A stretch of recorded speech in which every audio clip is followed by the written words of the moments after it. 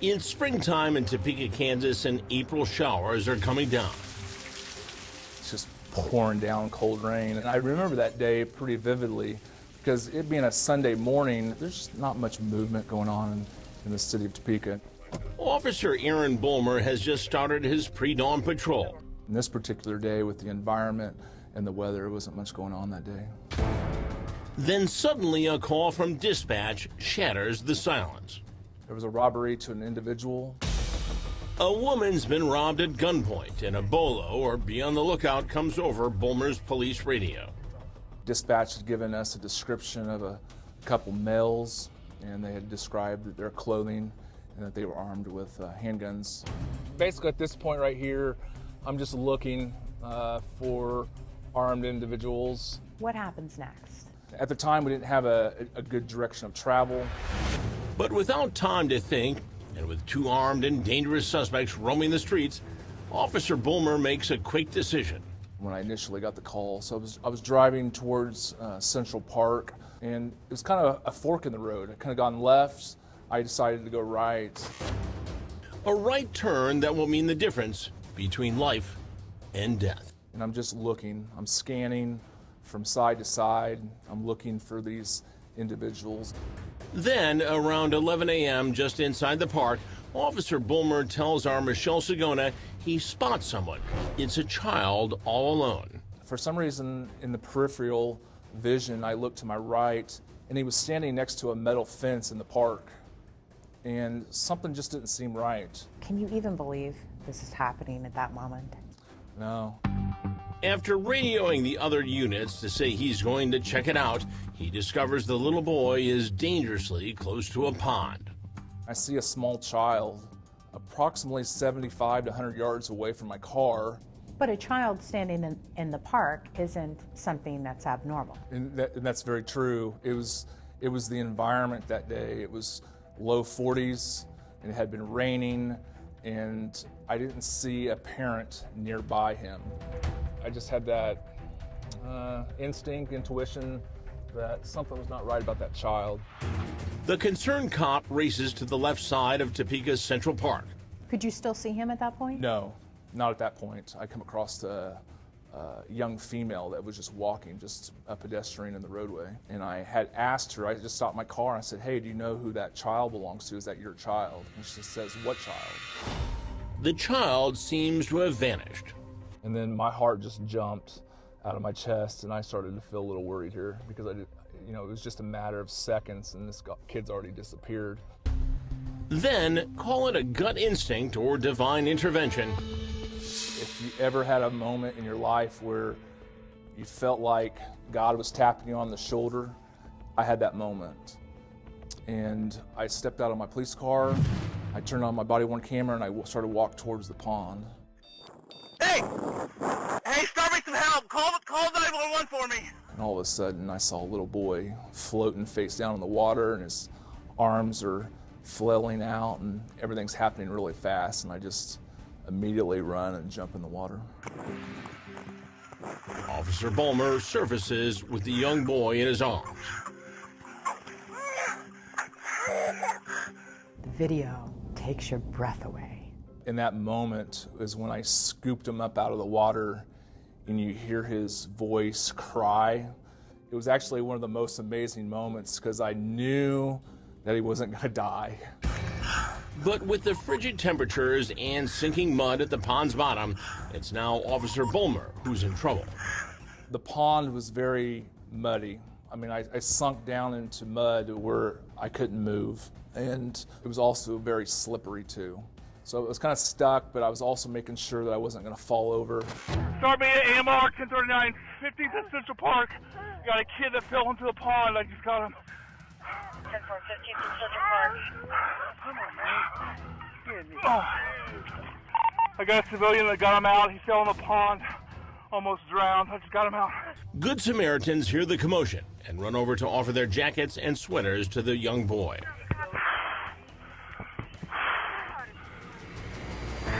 In minutes, EMTs pull up on the scene as Officer Bulmer tries to find out who the boy is and where he's from. Where do you live, kiddo? What's your name? What's your name, kiddo?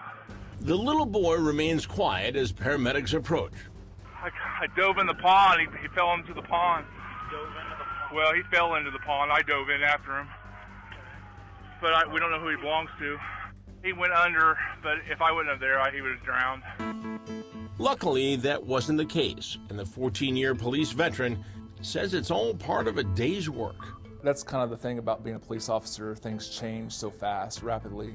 You know, I'm on a call and I'm investigating a robbery, and all of a sudden I'm coming across a drowning child in a matter of seconds.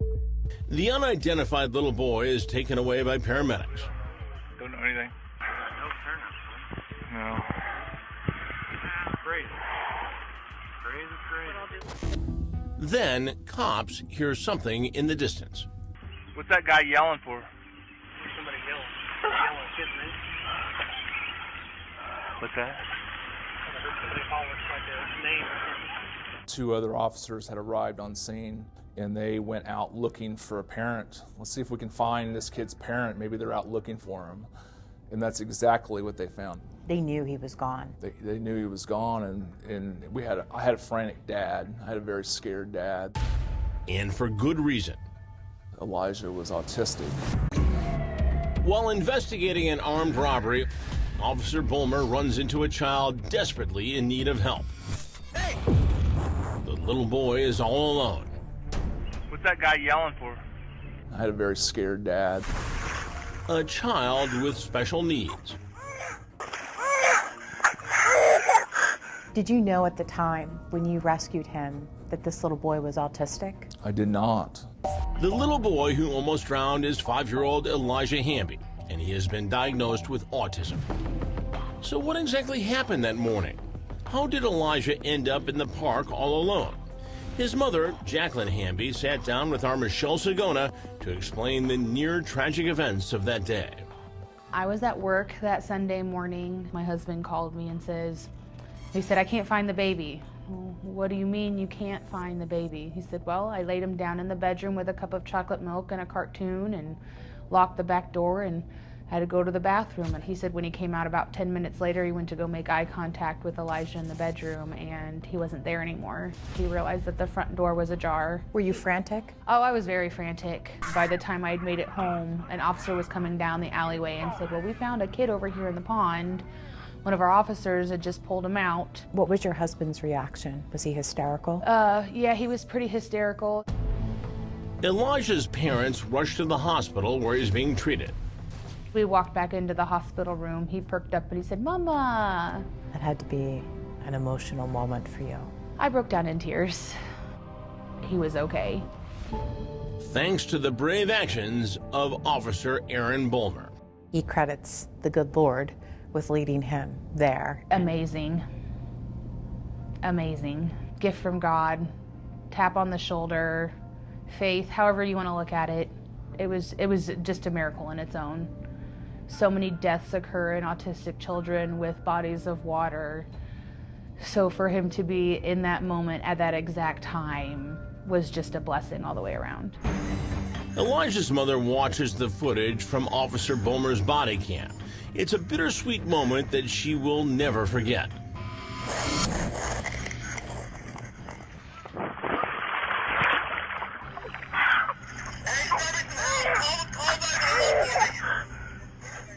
As difficult as it is to watch that video, are you glad it's out there? I am.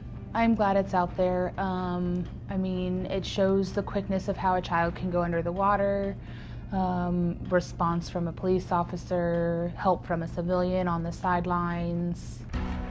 Then a very special moment as Officer Bulmer revisits the pond where Elijah almost died that day. Elijah and his mother are joined by Officer Bulmer. Hi. Can I have a hug? Oh, you're so big. What is it like for you to come back here to see Elijah and to be with his mom and his family? It's a good feeling because I couldn't imagine a tragic loss. I'm so thankful, just like she's thankful that we were able to save a child that day. We're extremely blessed to be able to celebrate another birthday. Each day is a blessing from here on out, ever since that happened. Do you consider him a hero? Absolutely. He will forever be a hero. But according to Officer Bulmer, he's no hero, just an officer doing his job with a little help from above. God put me in the right place at the right time to save that child. He chose me. I don't know why. You know, I hope that I'm a good representative for the city of Topeka and my police department.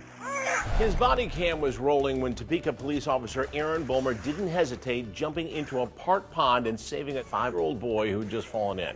And right now, I'm honored to have Officer Bulmer here with me in New York City. First of all, thank you for your service. Thank you very much. Being here.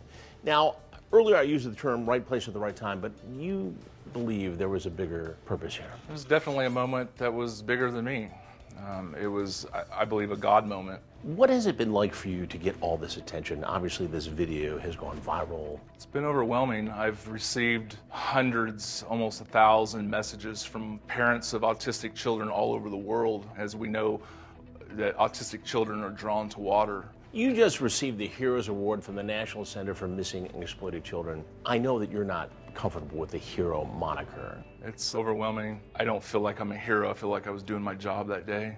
It's a great honor to receive that from such a prestigious organization, and to see the behind the scenes, see what all those people do at NCMEC is pretty amazing. Well, Aaron, I want to bring in a very special guest right now, your mother, Wanda. Wanda, thank you for coming here to New York City. And Thank you for having me. You got to be proud, as much as you must be nervous about having your kid put on a blue uniform every day and go fight crime. His dad and myself are very proud of him. We're just thankful that he has a job where he can help others and serve the community. Well, Aaron, we didn't just bring you here to New York City so you can see the sights. We wanted to award you with Crime Watch Daily's Badge of Honor, a special recognition we give to law enforcement officers and agents who go above and beyond the call of duty. And with that honor comes a big surprise written on a big check, and we're donating $5,000 to the Topeka Police Department in your name. The money will help support fellow officers and their families, as well as helping with events like Christmas with Kids. It's the very least we can do, and thank you very much. Thank you, Aaron, Chris, for being and here. thank you, Crime Watch Daily.